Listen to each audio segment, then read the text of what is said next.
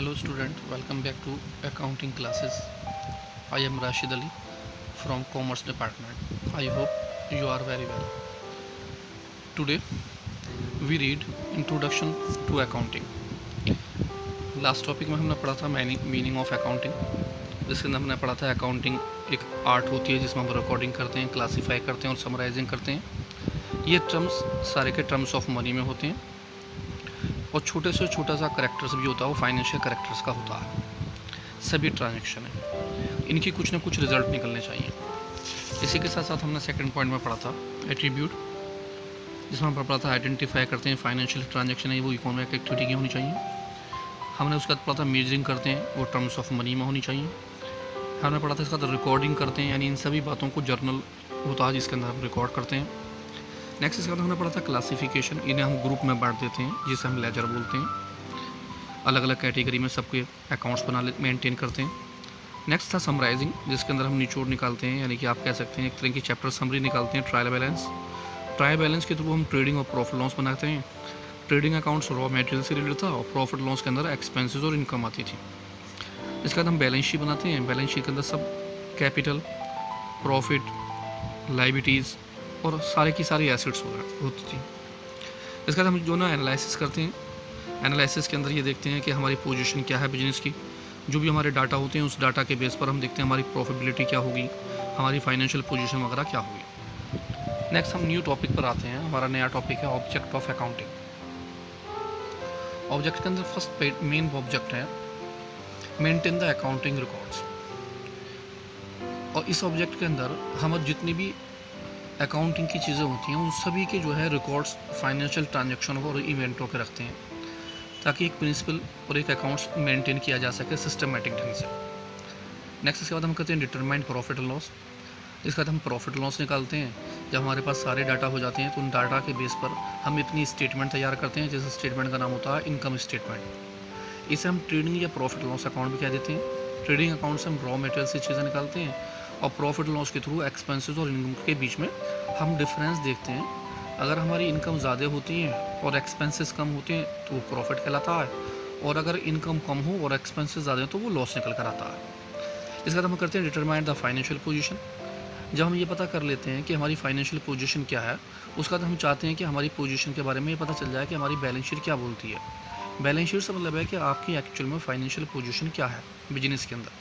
आपकी income statement, profit loss के through आप ये मेंटेन करते हो कि आपके बिजनेस के अंदर कितनी कितनी एसेट्स हैं, कितनी कितनी लायबिलिटीज़ हैं, आपका कितना पैसा बिजनेस में लगा है, कितना अदर्स का लगा हुआ है।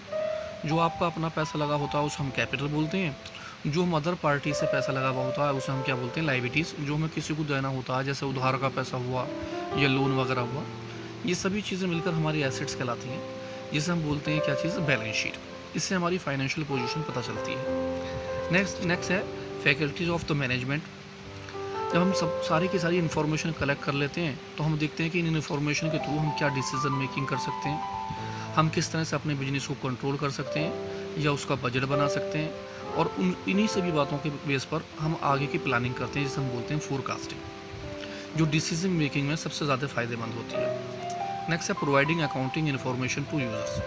जब ये सारी की सारी इन्फॉर्मेशन हमारे पास कलेक्ट हो जाती हैं तो हम चाहते हैं कि ये इन्फॉर्मेशन अपने यूज़र्स को प्रोवाइड कर सकें, और अकाउंटिंग के बेस पर ही हम अपनी सारी इन्फॉर्मेशन अपने यूज़र्स को प्रोवाइड कर पाते हैं, जो इंटरनल यूज़र्स भी हो सकते हैं और एक्सटर्नल यूज़र्स भी। इंटरनल यूज़र्स का मतलब होता है कि हमारे अपने ओनर्स या हमारे मैनेजमेंट या हमारे एम्प्लॉइज़, जितने भी हमारे वर्कर्स होते हैं वो हमारे इंटरनल यूज़र्स होते हैं जिन्हें हम इन्फॉर्मेशन प्रोवाइड करते हैं।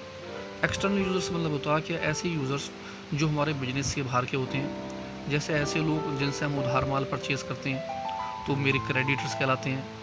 ऐसे लोग जिनसे मैं लोन लेता हूँ लेंडर्स कहलाते हैं, बैंक कहलाते हैं।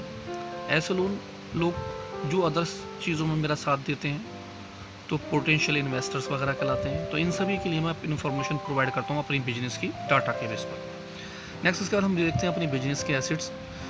अदर ऑब्जेक्ट जो हमारा होता है वो रिकॉर्ड्स ऑफ एसेट्स का होता है कि ओनर्स की कितनी कितनी बिजनेस के अंदर एसेट्स हैं और कितनी एसेट्स बिजनेस के पास हैं और कितनी लायबिलिटीज़ हैं। ये सारे की सारी कंट्रोल जितनी भी चीज़ें करी जाती हैं ये हम अकाउंटिंग के बेस पर करते हैं।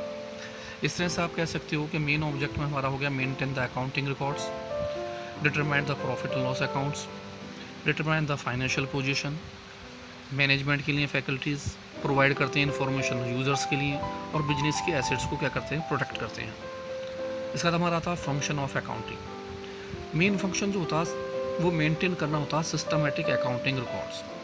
आपके पास जितनी भी डाटास वगैरह होती हैं, इसके बेस पर आप सिस्टमेटिक एक रिकॉर्ड्स बनाते हैं जो क्रोनोलॉजिकल ऑर्डर में चलता है, यानी कि आप जो है रूल और रेगुलेशन के हिसाब से जो प्रिंसिपल हमारे अकाउंट से होते हैं, ये सारी की सारी फाइनेंशियल ट्रांजैक्शन और इवेंट हम किसके बेस पर करते हैं, अपने रिकॉर्ड्स के बेस पर। और ये रिकॉर्ड्स हमारे कैसे बनते हैं, रूल और रेगुलेशन से, जिससे हम अपनी फाइनेंशियल स्टेटमेंट तैयार कर देते हैं। इसका है preparation of the financial statement. जब आपकी सारे के सारे डाटा, ये सारे प्रिंसिपल, सभी रूल्स कंप्लीट हो जाते हैं, तो आप इसके बेस के ऊपर क्या निकालते हो, अपना फाइनेंशियल स्टेटमेंट, जिसे हम फाइनल अकाउंट्स भी बोल देते हैं। जो लास्ट में जो हमारा अकाउंटिंग पीरियड होता है, अकाउंटिंग पीरियड से मतलब हो गया कि आपके 12 महीने का जो टाइम होता है, हम उसे अकाउंटिंग पीरियड कहते हैं। अगर आपका बिजनेस 1 जनवरी में स्टार्ट होता है तो वो 31 दिसंबर में एंड माना जाता है। जो 12 महीने का एक पर्टिकुलर टाइम होता है, जिसे हम कहते हैं कैलेंडर ईयर। आपका अगर कोई बिजनेस 1 अप्रैल में स्टार्ट होता है तो आप 31 मार्च में उसे ख़त्म करते हैं, जो अकाउंटिंग के हिसाब से अकाउंटिंग ईयर कहा जाता है। यानी इस तरह से हमारा अकाउंट जो होता है वो 12 महीने के ऊपर बेस करता है। तो हम जो प्रिपेयर इनकम स्टेटमेंट, आप इसे प्रॉफिट लॉस अकाउंट भी कह सकते हैं, या फिर आप प्रिपेयर करते हैं इसके अंदर बैलेंस शीट, यानी फाइनेंशियल पोजीशन निकालने के लिए बैलेंस शीट का इस्तेमाल करते हैं। जो इम्पोर्टेंट होता है हमारा फंक्शन, जिसे हम फाइनेंशियल स्टेटमेंट कहते हैं, जो परफॉर्मेंस करता है प्रॉफिट या लॉस के लिए, यानी ड्यूरिंग द ईयर आपका कितने रुपए का प्रॉफिट हो या कितने रुपए का लॉस होता है, हम इसकी साल के लास्ट में पोजीशन निकालते हैं। और ये दोनों स्टेटमेंट जो है हमारे डिसीजन मेकिंग के लिए क्या होती हैं, फ़ायदेमंद होती हैं। नेक्स्ट हमारा होता है मीटिंग लीगल रिक्वायरमेंट्स। जब अकाउंटिंग रिकॉर्ड्स वगैरह एक्सेप्ट हो जाते हैं तो एविडेंस के बेस पर हम उन एविडेंसों को कोर्ट के अंदर एज ए लॉ, यानी आप उसे पेश कर सकते हैं, क्योंकि आपके सारे रूल और रेगुलेशन के हिसाब से, सारे प्रिंसिपल और कॉन्सेप्ट के हिसाब से आपका डाटा तैयार होते हैं, जो इनकम टैक्स के अंदर या फिर GST goods and service taxes के अंदर सबमिट किए जा सकते हैं अपने रिटर्न्स के लिए।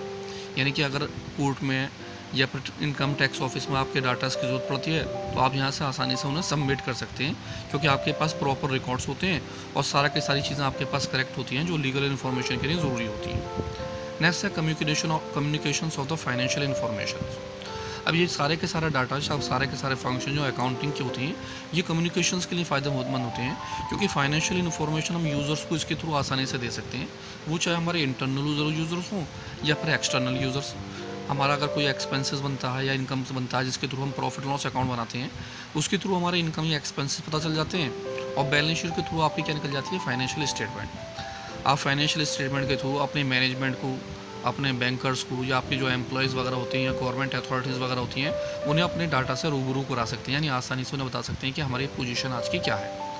एसेस टू द मैनेजमेंट, ये सारे के सारे डाटा या सारी की सारी फाइनेंशियल इन्फॉर्मेशन, जो जितने भी रिकॉर्ड्स हमारे पास हैं, ये सारे के सारे हेल्प करते हैं मैनेजमेंट के लिए। यानी मैनेजमेंट उन सभी डाटाओं के बेस पर आसानी से डिसीजन ले सकता है कि वो कोई नई ब्रांच बनाए या बिजनेस को आगे चलाए, या उसका प्रॉफिट कितना हो रहा है, वो अपने वर्कर्स को जो है एक्स्ट्रा सैलरी बढ़ाए या उन्हें बेनिफिट दे, तो वो इसी बेस के ऊपर अपनी पॉलिसी बनाता है जो ओनर्स वगैरह के लिए फ़ायदेमंद होती है। इस तरह से हमारे जो है क्या होता है, ये मैनेजमेंट के लिए भी फ़ायदेमंद होता है।